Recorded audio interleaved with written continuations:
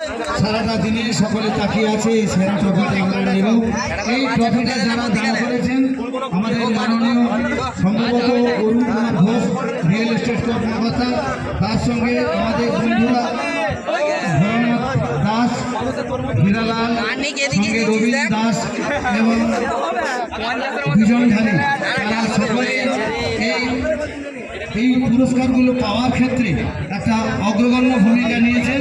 আমরা অত্যন্ত আপ্লুত, আমাদের গ্রামের বন্ধুরা তারা এই কাজটা করে দিয়েছেন, যার ফলে দক্ষিণ পাড়ার আজ দলের এই খেলোয়াড়দের এই অনুষ্ঠানটা চালাতে যে একটা আর্থিক বোঝা মাথার উপরে ছিল, সেখানে কিন্তু অরুণবাবু অর্থাৎ রিয়েল এস্টেট কোম্পানির মালিক, তিনি এই চারজন যে বন্ধুর নাম বললাম, বিজয়, ভোলানাথ, হীরালাল এবং রবীন, তারা সর্বতভাবে সহযোগিতা করেছেন।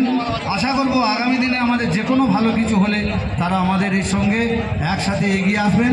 এবং দেখতে পাচ্ছি সকলের সঙ্গে একটা করমর্দন পর্ব চলছে, অতিথিদের সঙ্গে একটা সুন্দর ভাব বিনিময় হচ্ছে। আমরা সকলেই সেই দিকে তাকিয়ে রয়েছি, খেলাটি কখন শুরু হবে।